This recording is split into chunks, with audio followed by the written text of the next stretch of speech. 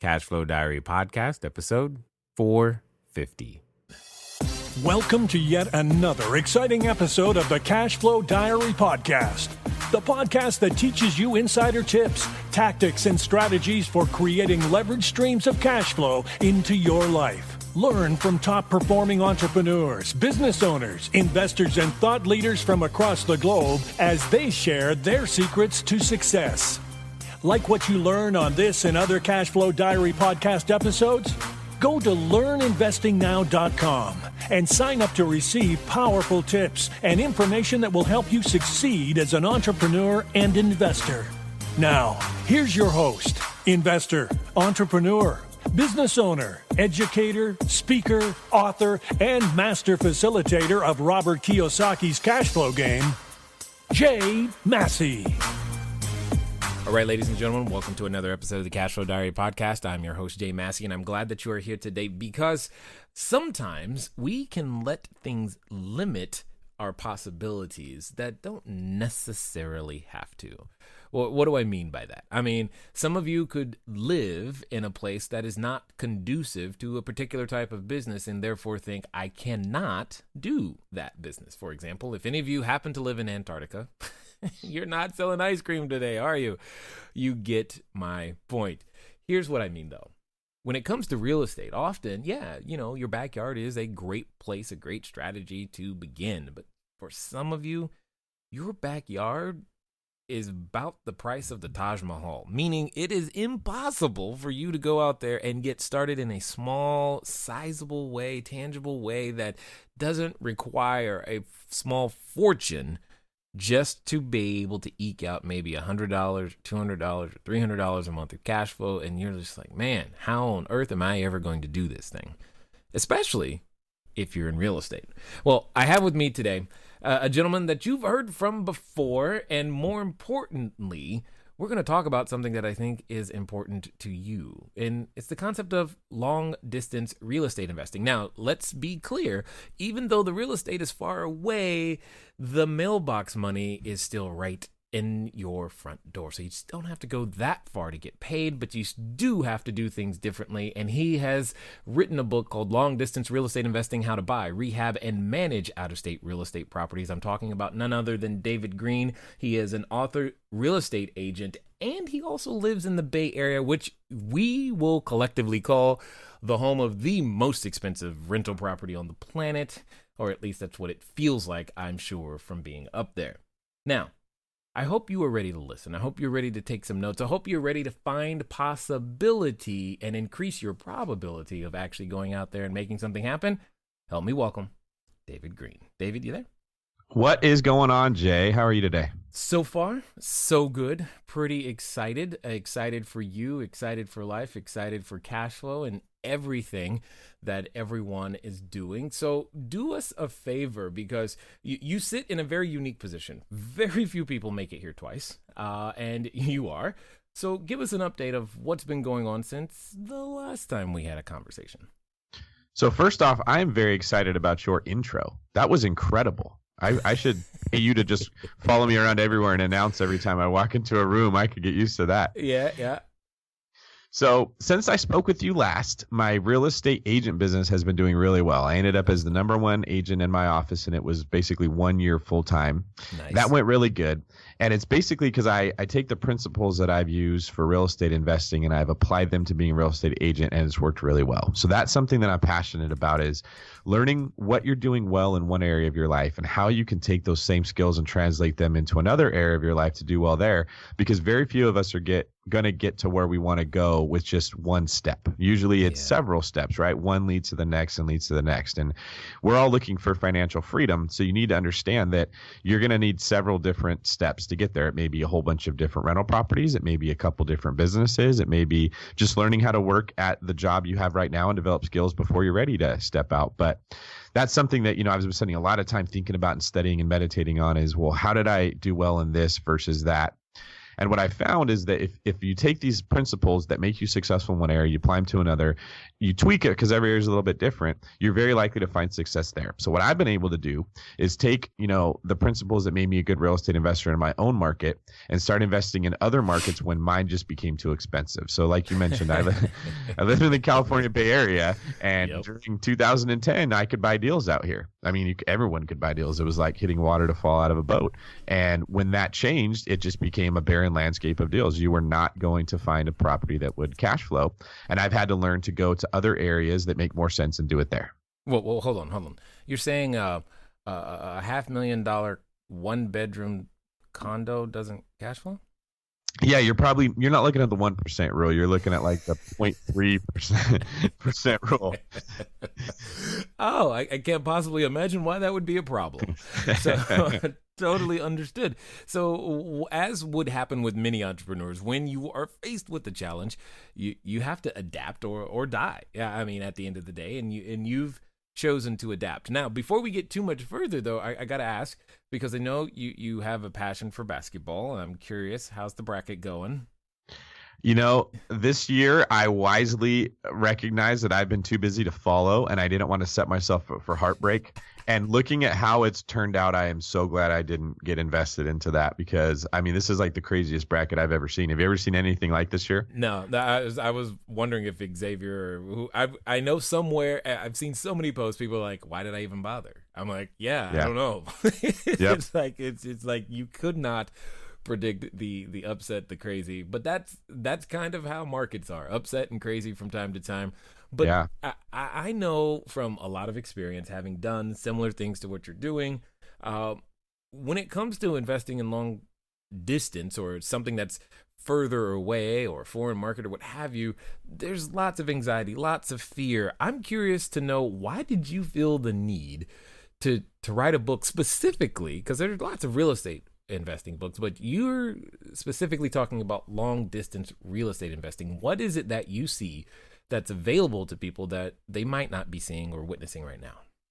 So frankly, I wrote that book because there is no other resources out there for the person who wants to invest in real estate but can't where they live, or it just doesn't make sense to where they live. So I have this analogy that if you were a farmer and your field could grow peas, but peas were selling at such a horrible price that it didn't even make sense to grow them, would you just wait for the pea market to change, or would you go find a field somewhere else where you can grow a crop that would sell for more? So maybe you can go out there, you could grow corn, and corn selling at a premium.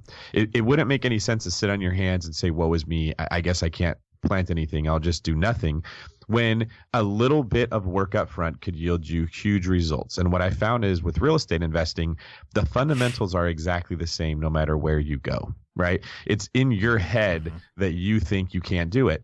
There was a time when out-of-state investing was extremely risky, and the reason was you couldn't do any due diligence. You were in California or New York, and you called some guy in Kentucky that you didn't know, and there was no internet, so you just called on the phone, and he said, oh yeah, I've got tons of properties that'll work for you. And you're like, oh my gosh, that thing's $70,000. How could you buy a house for $70,000 when you're used to seeing houses that are $500,000, right? Does it have a roof? Yes. Are you sure? Yes. And you think that you found some secret that nobody else has ever seen, and you've struck gold, and so you went and bought all these $70,000 houses that were really probably worth $45,000, because that broker had no reason to be honest with you. He was never going to see you again. Yelp didn't exist. You couldn't give him bad review. You bought in the worst parts of town, and then you had some property manager you just had to blindly trust. And when he told you the tenant didn't pay rent, how did you know? You don't know if the tenant's paying rent. Maybe they're just giving it to him, and he's telling you that they didn't pay rent. So the reason it got a bad reputation was because the lack of information that was available made it risky. I don't believe long distance investing is risky. I believe ignorant investing is risky. Well, now we live in the information age, and almost all of the due diligence that you would ever do for a house right down the street is available to you for that same house in Kentucky.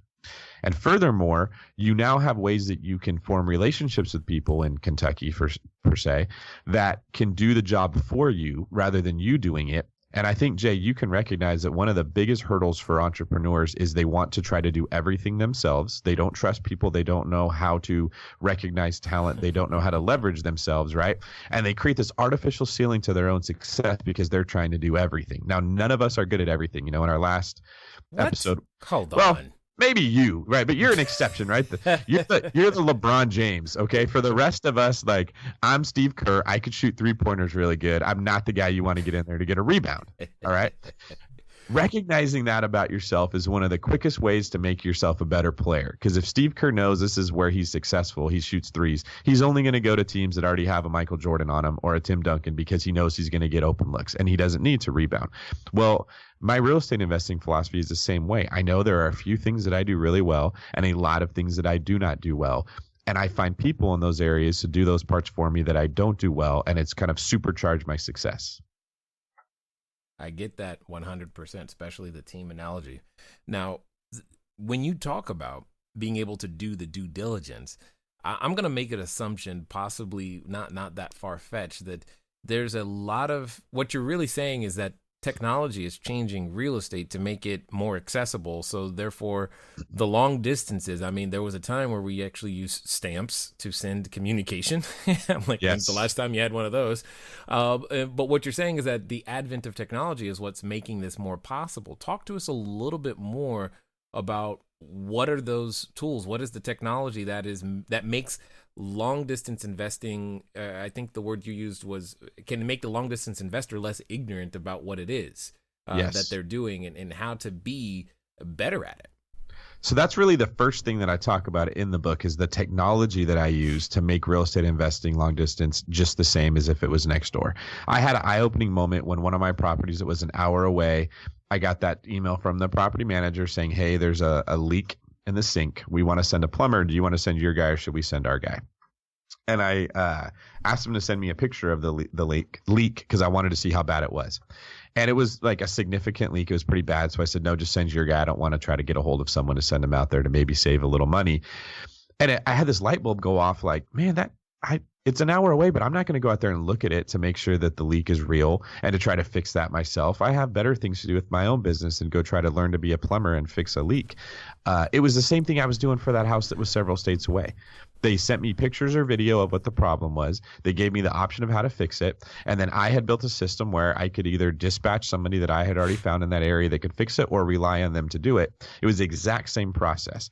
And then I found that when my leases would come up for my California properties, I was going on to rentometer.com and I was looking up what's the market rent. I was doing the very same thing for my properties that were in Arizona. It was exactly the same. And when I really tested myself, like, what am I doing for these California properties that's different than somewhere else? It was zero. The only difference was when I wanted to buy a house near me, I would go look at it before I bought it. And when it was far away, I couldn't see it first. But I also realized I was getting in my own way because I'm not a home inspector and I'm not a contractor and I really don't know what I'm looking at when I go walk a house. I know what I think. I don't know what a tenant's going to think. I don't know what's wrong with it, right? I'm much better served to read the inspection report that the inspector gives me and read the bid that the contractor gives me and use those numbers to make a sound financial decision. That's really what we're doing, right? So I realized it might be better that I'm buying these properties that are further away because I'm not tempted to try to get involved in the process where I have no business being. So it's the fear we have is due from ignorance. It's I don't know what I don't know. And that scares me. I don't know what's going to be coming, right? Once you understand all the decisions you're going to need to make and the steps you're going to need to take to get a rental property up, running, and profitable, it doesn't matter where they are. Now, let's say you wanted to buy something in another country. There would be a new round of due diligence that you would do because they may have different lending standards. They may have different laws. They may have different practices. There's a little bit of that to learn when you go to new areas. When you go to Florida, the tenants expect you to put a fridge in the house. In California, we don't put a fridge. We would just put like a stove and a microwave, dishwasher maybe. So there's a few small things, but that's like one question to a local property manager to ask them what the standard norm is, and you're there. I challenge every listener who says that sounds too scary to write down why they think it is scary, what the real reason is that they think could go wrong, and then ask themselves if they couldn't fix that with like 1 or 2 steps. What's funny about that is that I would often tell people even if the house was next door, I still wasn't going to go and do anything because I don't have the skill set to fix any of it anyway. So what difference did it make? So I get exactly where you're coming from. However, you're not saying doing it blindly. You're saying, hey, there's tools, there's technology. that you can now use to be able to help you feel just as comfortable as if you were standing right there and looking at it. So let me ask this question. What would you say are some of the indispensable tools that you carry around in your utility belt? The first thing you need is a good team. And it is a tool. You wouldn't think of it like a tool because it's people, but these people serve the function of a tool. I have what I call the core four that I need. I need a deal finder, which is usually a real estate agent, but it could be a wholesaler or yourself if you run a direct mail business. And then you need a lender, a property manager, and a contractor. Those four people can get anything done or know the people that I would need to get anything done to make it happen. Some of the practical tools that I use are just a typical video on a phone. So when an agent says, hey, David, I think we should buy this house, I say, great, what are the numbers? They're going to send me like the ARV, the after repair value, what we think it'll be worth when it's done, what we can buy it for, and their estimated rehab project or budget. Sorry, not project. Then I'm going to send the contractor to the house to give me a itemized list of all the stuff that needs to be done to get it rent ready. And they're going to take a video of the house while they're there, and they're just going to walk in the front door and walk throughout the house and point out to me, this is why I want to change the countertops. This is why I think we can get away with painting the cabinets. This is the shower that I think we need to rip out and redo. Now you can see why. Okay. Once I get that video back, I have a really good idea of what I'm getting into, and they're not charging me for things I don't need. Sometimes I can say, yeah, I think those counters are going to be fine. I saw the video. I think they're okay. Another one that I mentioned earlier would be rentometer.com. That's a website where you can very easily check for market rents in the area and compare it to what your property manager is telling you they think it would rent for, to make sure that they're kind of on the same page as you. And then this is going to sound simple, but we live in an era of text messages, and I love it. Every phone call that I get, you've got this obligatory, hey, how are you? Because you don't want to jump right into business and look rude, right? Then I got to listen. Yes. I got to ask you about your kid's swim meet, which I really don't care about. And and you're going to tell me about it because you don't want to be rude. Then, hey, we finally get around to the thing we actually needed to discuss. Then we can't just hang up because then that would be rude. We have to do the little outro dance. And it's 12 to 15 minutes for every phone call, where what we really needed was David, yes or no on this question, right? So what I've done is I've trained everyone I work with to send me text messages. This is how I'm able to do deals while I'm working in all these other capacities, as I've kind of cut out all the fat and streamlined the decision-making process. What I've found is that every deal we make, people think I need 6 hours a day to analyze deals. You don't. Buying a house is probably a 32-minute process broken up into 31-minute conversations, right? If you really narrowed it down. So I use text messages to trim down the amount of time that I spend talking to everyone so that I can be more productive. You've also got Zillow, Trulia, Realtor, Redfin, all those little portal sites, which are not a great way to know what a property is worth, but they are an amazing way to know what it looks like. There's tons of pictures. You can look and see what the chain of title was on those things sometimes. You can see what the property taxes are. A lot of the information that you need to do your due diligence, at least at the initial stage, is right there on these free websites that didn't exist before. I mean, you didn't even know if that property was real. It could have been a vacant lot and they told you it was a house and okay, here you go, let me buy it, right? I can find out the school scores. I can find out all kinds of stuff just from those sites. And again, I don't think that those are very accurate when you're actually making a decision on an important thing like the value, but they're incredibly accurate to get a big picture general idea of what you're looking at, which you didn't have before. We've got all this at our fingertips and no one is taking advantage of it because they're still operating under this old assumption that out-of-state investing equals risky. Well, what I like about it is, obviously it's new, but it also opens up possibilities for people when you look in your backyard and you go, man, I mean, I would love to own my entire street. Like the street I live on is absolutely ridiculously priced. I mean, the lowest end houses are in the 800s, and that's the small one. Yeah. But that's just where it is. None of these are going to be your typical starter rental in any way, shape, or form, but so you're creating possibilities or opening up the minds to the possibility of what's out there. What are some of the things that, if someone was brave enough to begin to go, okay, all right, David, I hear what you're talking. I want to, dip my toe into this. What am I going to find when I start looking? What's the process to even begin? All right, everybody. Thanks for listening, and I'm glad that you are enjoying what you are hearing thus far. But here's one of the things that's really important. One of the most important things that you can do is get started. One of the things that I've said before, and I say again, once you get started, stay started. But more importantly, there can be lots of roadblocks to getting started. So what we're going to do is we're going to remove one of those roadblocks for you and make it a little bit easier. Because the thing that I don't want to stop you is thinking, do I need a local number? How about a long distance number? Or should it be 800? How on earth am I going to make that happen so that people can contact me as I'm out there building my business, making my cash flow grow, but most importantly, understanding that it doesn't have to be difficult. Many of you may know, but if you don't, there's a company out there by the name of Grasshopper. And what I want you to do is I want you to go over to trygrasshopper.com/cashflow diary. Grasshopper is the entrepreneur's phone system. It works like a traditional phone system, but requires no hardware to purchase, no software to install. It's just a number that flat works. So if you are out there building that distributed workforce across many different locations, it's a way for you to still go out there and make your number be unified, simple, easy to use, something we've been using for quite some time. So again, go over to trygrasshopper.com/cashflow diary. Now, let's get back to the rest of the story.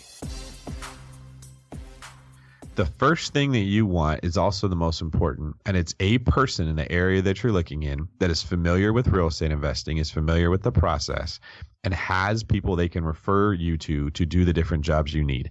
Most people think I need to go find the deal myself. Then I need to go find all the people to do the work. And they get intimidated because they're like, how do I know my contractor will be good? What if I call 40 people on Yelp? How do I know that this is really the right one to use? What I believe is that rock stars know rock stars. So what I mean by that is that people that are really good at what they do tend to hang out with other people that are really good at what they do. Okay. Some great guitar player like Jimi Hendrix, he's not going to go get a mediocre guy to play the drums when he's recording his music. He's going to find the best drum player available, and he's going to demand excellence out of that person because he's Jimi mother freaking Hendrix, right? Right.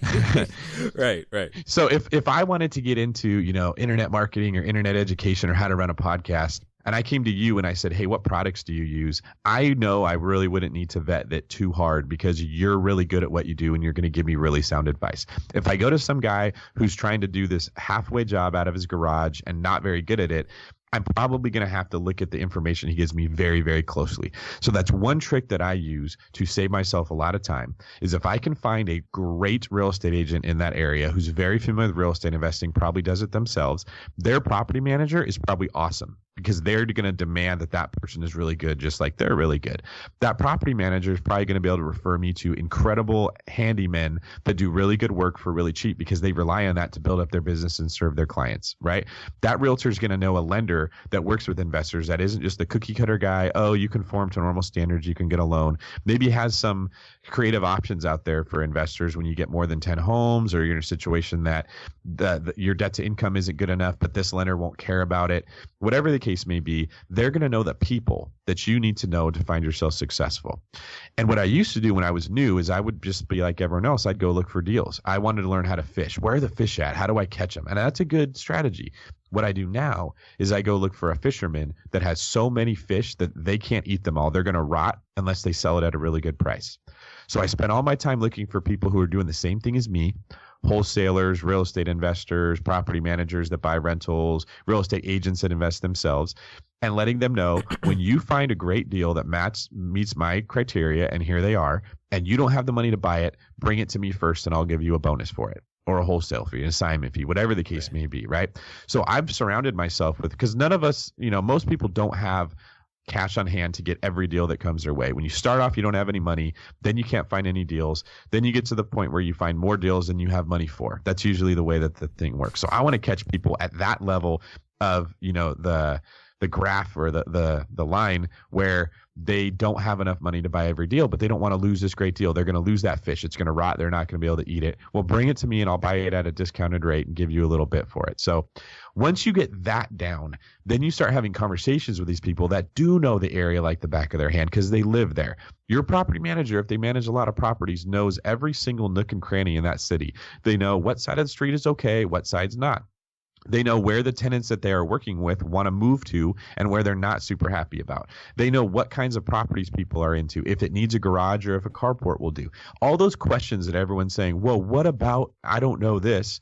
There is a guy whose job it is to know that, or a girl. You need to go find that person. And what's interesting is that as much as you need them, they need you too, because their business doesn't grow if they don't find people like you. They want to work with people like you, right? So that's what I've done. That's the first thing you need to do, is find those people that know the area. Then you start the process of buying, and you go through your typical due diligence. What's the rent going to be? What are the expenses going to be? Analyzing a property. Am I going to make money? What do I need to know about this area that's different, right? I'm in California. We don't get a whole lot of rain. You go buy a house in, like Indiana, it's going to snow and the roofs are going to need to be replaced every 10 years, right? It's a little different than California. So learning those little things, that's just a conversation with an experienced investor. Like, hey, what are your biggest expenses? And they're going to say, well, you got to pay someone to go shovel snow. I wouldn't have thought of that, right? It hasn't snowed in California since I was in kindergarten. But there is somebody out there for everything that you would need to know. And what you find is that there are places where you can find incredibly good cash flowing deals, or where you can BRRRR a property, that acronym for buy, rehab, rent, refinance, repeat, and recover 100% of your capital and go buy another one, where there's no way I could do that where I am. So I don't want to sit on the sidelines and say, well, I'll just wait for the market to crash and assume that when it does and everyone's saying don't buy, that I'm going to somehow be brave enough to go buy, or just lose out on 8 to 12 years of wealth building time when I could have been buying properties and making cash flow, and instead I wasn't. I want to go to where it makes sense to buy, put a team of people in place there, and start buying. I think, Jay, you could probably acknowledge a lot of new investors when they say why they're not getting started. It's, well, everything around me is 800,000. I don't have 160,000 to put down. Well, if you're buying houses that are 80 grand, you only need 16,000 to put down. Like, a lot of people can save up 16,000. You buy a couple of houses in that area, you get the ropes down, you kind of get the process down, and you'll have more confidence to go after the bigger fish then. Yeah, totally understood. And more importantly, what I liked about it, because that was exactly the strategy I used to get started in the real estate world, was when I realized, hey, if I'm new at something, if I'm new at anything, I'm not good at it at the beginning. Would I rather take a $800,000 risk as my first one, or a $50,000, $60,000, $70,000 risk on the first one? And it just seemed to me that the $50,000, $60,000, $70,000 risk was easier to stomach when it goes south, versus the $800,000 risk going south would consume way much more time, energy, emotions, etc. And more importantly, at the beginning, it's about the number of times you've done something, not the dollar amounts that you're doing some things with. So if you can do more transactions faster than the person next to you, you can build up the equivalent of a lifetime of experience in opening and closing escrows and completing paperwork faster than the person who's waiting on the big ones. But my question to you, because I'm hearing some financial concepts inside what you're saying, because there is a reason to obviously wait for the market to crash. I mean, that makes great buying opportunities. But you said something that I think is really important. You said, I don't know if I want to wait necessarily for that, or that I'm going to, have what it takes in order to take advantage of the crash. What is it that you think you are building outside of wealth? What are some of the other intangibles that you're building in the meantime, while you do wait for an impending crash? Not saying that it will, not saying that it won't, but what do you think you gain in the meantime by going this way? That's such a good question. And it really ties into what you just said, where repetition, in the new book that I'm writing right now, I really focus on repetition builds mastery. If you want to be a black belt martial artist, you are going to practice the very same thing over and over and over. Bruce Lee had this awesome quote: I don't fear the man who knows 10,000 kicks. I fear the man who knows one kick and has practiced it 10,000 times. Right? Our brains are designed to pick out patterns when we see things over and over and over. And the more you see them and the more you focus on what you're doing, the quicker you find the pattern. I've heard you mention before that it wasn't a real estate, it was some other form of investment, like a cell phone tower or something, that brought in 1.5% of the purchase price. Your brain at a certain point figured out, I do really well on properties that hit the 1.5% rule. How do I go find more of those? Because you looked at enough deals and you did enough deals. We learned to swim in the shallow end of the pool, not the deep end, because like the risk of drowning in the deep end is really big. Well, the risk of not swimming in the shallow end is much smaller because you just put your feet down, right? But the important part is you're learning how to swim. You're getting your stroke. Your body is starting to develop habits and muscle memory and pick up techniques of how to keep yourself above water. And once you're comfortable, you move to the medium end and then you go to the deep end. You know, when we work out, we don't jump right into a hardcore CrossFit workout for our first one ever. You go to the gym, you do a 15 minutes of bicep curls. You're incredibly sore the next day. But if you consistently keep going, your body builds up to where it can handle that CrossFit workout.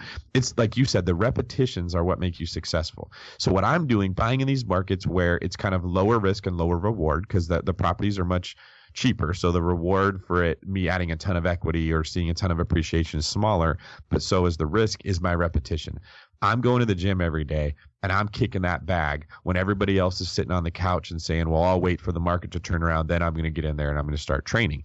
When it does happen, when we have the correction and California prices fall, which no matter where you live at a certain point, that's going to happen, right? You don't know when. If I continue to use the burst strategy and recover 100% of my capital, I will still have all the money that I would have had to buy. I won't lose anything. But my brain will have had a head start of finding out all the patterns of how I find great deals. So the things that I did in this hypothetical situation, Kentucky, of finding the people, finding the team, finding the people who have deals, not just finding the deal, that's going to work in California when my brain knows how to recognize patterns of success. And I'm like, you know what? I don't need to go on Zillow and look for a good deal. I need to go talk to the bank and find the asset manager who has a portfolio of 25 great deals and then go raise money to buy 25 great deals. I probably wouldn't have thought of that strategy if I hadn't have been getting my kicks in the meantime in these areas that are lower risk and lower reward. Indeed, 100%. Now, my question to you then is, I mean, if I am to try to quantify what you're saying, I hear you saying that experience is more valuable than capital. Is that accurate? 100%. I tell people all the time, like new agents get started. It's very hard to make money as a real estate agent when you're new, and they get frustrated that they're not making money in their first couple months. And I tell them, what you learn is more important than what you earn. It's the information in your head that will ultimately determine how much money you make, not how quick of a start you got off. So the information that you're talking about is worth way more. I mean, that's why people pay up front to get an education, because they're kind of like shortening that learning curve of gathering the information they need to then go around and make money later. We get caught up too much in, you know, did I buy a house yet? Or what's my cash flow right now? And what we should be thinking is, have I been attacking the areas of me that hold me back? And oftentimes that's just ignorance. I don't know this, so I'm not comfortable moving forward. Well, that's great, but don't let that be your excuse to not move forward. Now you know the enemy that you need to go engage.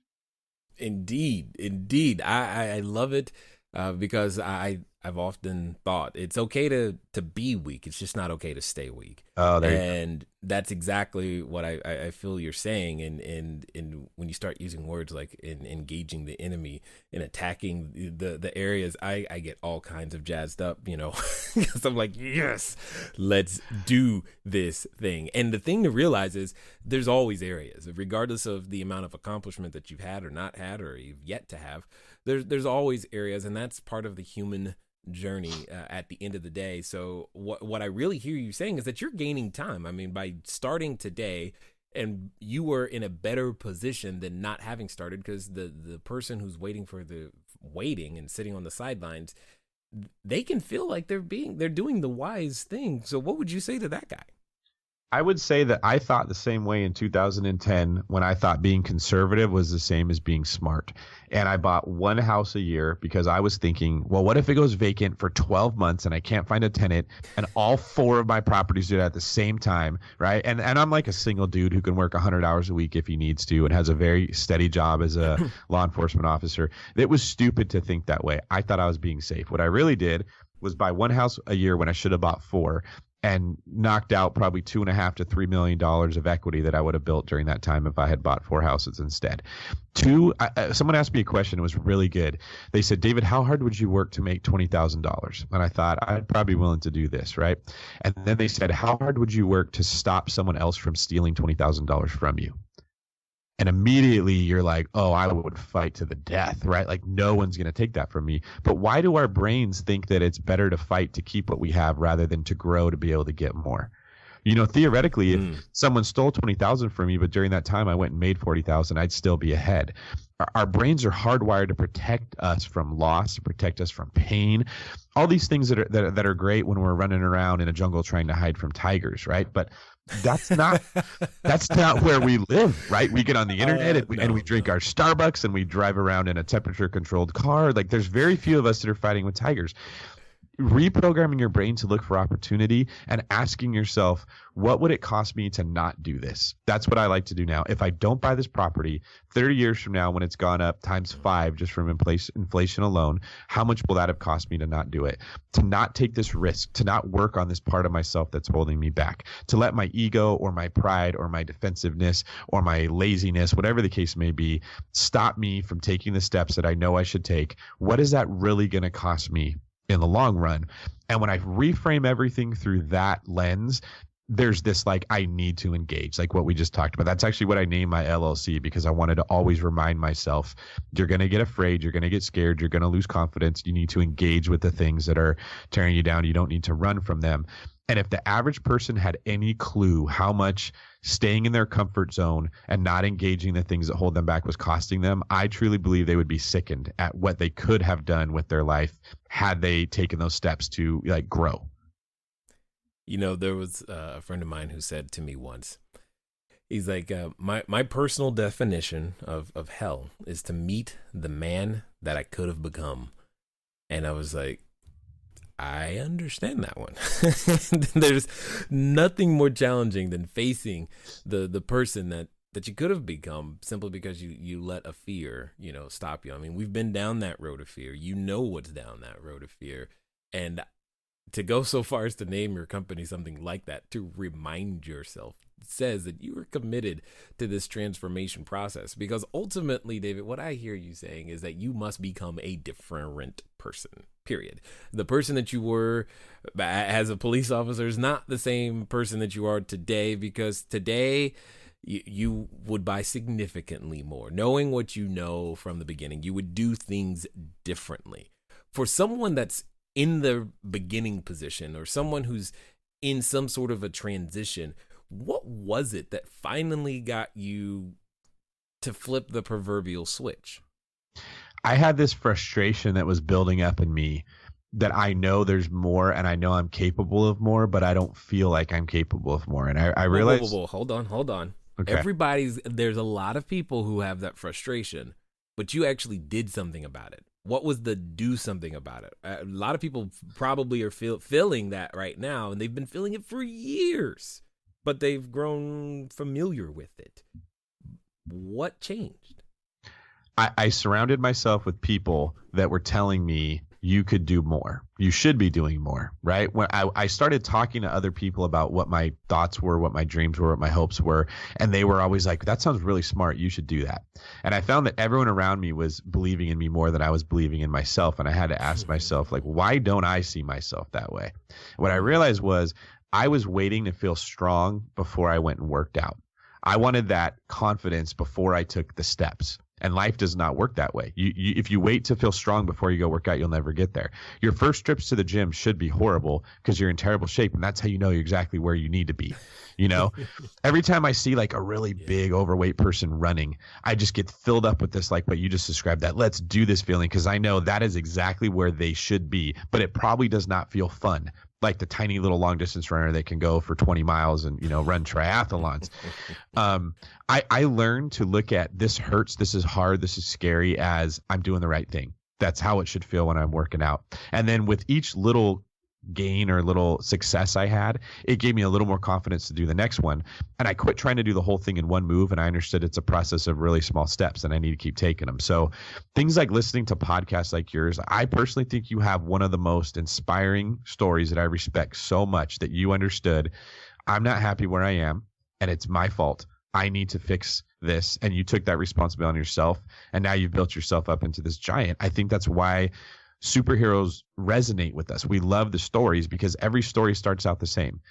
Some person that was kind of normal developed this power that they weren't expecting, and they weren't able to wield it yet. And they had to go through this growth process to either become more mature or stronger or more focused or whatever they had to go through. to like kind of be worthy of wielding that. If you go watch all the Marvel movies, you'll see that theme go through all of it, right? Yep. There's a superhero in every single one of us that inherently we know we could be doing so much more than we are.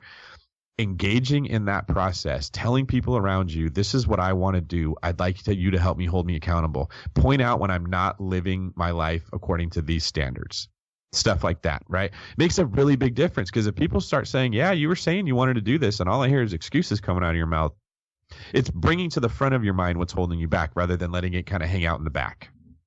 Yeah, I totally get it. Now, here's what I know. There's a number of people who have listened this far. They have resonated with everything. They maybe even pulled over on the side of the road and said, oh my God, I have to stop. He's just dropping gems, and they're really picking up everything that you're putting down. What's going to be the best way for those individuals who want to connect with you more, find out more about what you've got going on, so that they can deepen their journey, continue their journey, build their cash flow, understand more of these concepts of building themselves, as well as building that real estate portfolio that might extend beyond the reach of their own zip code? What's going to be the best way for them to find you? My website, greenincome.com, is the best way to get a hold of me. It's kind of an online blog that I share a lot of financial articles and blog posts I've written and podcasts I've been on. And whenever I buy a new house, I go and I put like, hey, this is what I bought. This is the pictures. Here's what I paid. This is what it's worth. This is what went well. This is what didn't. Because I believe that like most of what holds us back is fear. And you can overcome fear with education. Like one of my buddies, Brandon Turner, always says, math overcomes fear. If you run the numbers and it makes sense, then you just need to go solve all the things that are holding you back, because they probably don't really matter. There's a solution for it. So I personally think surrounding your mind with stuff like what you and I are talking about today that pulls you higher, rather than letting all the fears that you're concerned of that are just going to pull you lower, is really important. And then having those conversations with other people so that it becomes a regular part of your day, that you start to see yourself as a superhero in training, as Bruce Lee practicing his 10,000 kicks, as the person who goes to the gym and works out mentally, financially, in whatever business idea that you have, is really important. If you keep hiding from those feelings because you don't like that you feel like a loser if you think about it too much, you're kind of the fat kid at the pool that doesn't want to take off his shirt, right? Take it off, let everyone see you're not in good shape, and let that motivate you by finding friends that all want to go to the gym too. And that kind of becomes your life. I like it a lot. So For those of you who may have missed it, Dave has been with us before. It was episode 417 for those of you who were like, hey, let me hear what he had to say the last time he was here. But there's still something I want to ask you. I've asked you before, and I want to see if your answers kind of changed or if it's the same. For the individuals who are listening and, they're on that precipice of decision, as happens all the time when we go, hey, I'm now going to go be great. I'm standing in front of the superhero outfit store. I've got the kind of cape. I think I know the cape I want. I think I know the outfit I want to wear. I'm going to put on this mantle. I'm going to take the plunge and be that thing. Like I know, especially as it relates to money and investing and real estate, the first thing that comes up is that voice that reminds us of what we can't do, who we're not, how it didn't work last time. And oh my God, you're going to put your money in where? And for some people, they're related to people who are saying these things to them. My question to you is very simple. What would you suggest they do in knowing that they're actually going to take action in the next 24 to 48 hours? What should they do? So is this for the example of like whether they should buy a rental property or not? All of it. I mean, okay. This entrepreneurial journey has so many facets. What does David Greene believe they should do? So here's what I do. I like to take a logical approach to the reservations I have myself. It could be, should I go start my own business? Should I go buy this rental property? Should I invest in a little bit of money to start a blog? Whatever the case is that you think is going to help take you to the next level. If every decision, there's a reward and there's a risk. It could go great. It could go bad. You could have a little bit of both. Okay. I like to focus on how can I maximize the reward side and minimize the risk side, but knowing that risk is always a part of every decision that you make, and you don't have to look at it like it's a negative thing. Like risk really opens up the door for a potential bigger reward. So for instance, I was thinking, should I leave being a cop and go be a real estate agent? That was really scary because what if the market turns around? What if I don't do very well? I have this like really solid, consistent job with great benefits. What if I can't replicate that in real estate? So what I did is I said, I'm going to save up a lot of money in reserves so that I don't go broke doing this. And then I'm going to, and I mean, I had to live a frugal lifestyle for a long time. And then I'm going to go build up my cash flow to where it's big enough that if I don't do great as a real estate agent, my cash flow will keep me afloat, not where I want to be in life, but afloat until I can figure it out. So I built up this floor underneath me to mitigate how bad it could go. I mitigated my risk, right? That's the same thing I do with every move I make. I'm like, hey, I want to go take this next step, and this is what could go wrong, and this is what could go right. What can I start doing today to protect myself, to ensure myself in case the stuff goes wrong that I'm concerned? So all I have to focus about is doing what's right. And what I find is that that's a pattern that your brain will start to figure out. Like, Jay, you do this with every step you take, whether you've thought about it or not. You're a very insightful guy, so you probably thought about it. But hey, I want to go do this next step in my business, but that means that this could go wrong. Well, how do I build up a floor underneath me to catch me if I fall and buy me time to get it figured out so that I don't worry about losing everything I have because I just took one big risk, right? We're not poker players that are like, I'm going to go all in regardless of what hand I'm holding. You take calculated risks. You wait until you've got the right cards and it makes more sense to do it. And if you go all in and you lose, you know that you have more money you can go buy more chips with and start again. Because the trick is the more poker you play, the better you're going to get at poker. And eventually you're going to be winning much more than you lose. That's the idea. I love it 100%. I thank you for being committed to the journey of entrepreneurship. More importantly, becoming a different person, becoming the better versions of yourself as you continue. And if I heard you correctly, you're already writing another book, and I commend you for that because that's a process in and of itself. Amazing. And I thank you for taking the time to share your knowledge, your insight, and your wisdom here with us today at the Cashflow Diary, sir. Thank you, Jay. It was my pleasure. I love talking to you, and thank you for sharing what you do. You help a lot of people, brother. All right, ladies and gentlemen, you know what time it is. It's time for you to move at the speed of instruction. What does that mean? That means get over to the blog, Greene Income. Well, one, it's green income. Who doesn't want more of that? And that's a great thing in and of itself. But most importantly, be ready to take action. Be ready to do something. Be ready to move. Push yourself. Challenge yourself, because you know, on the other side of fear is that opportunity that you're looking for to live the lifestyle that you desire. And there's a way to make it happen. And you just found yet another resource. Ladies and gentlemen, it's been fun talking to you today. I look forward to talking to you soon. Until next time.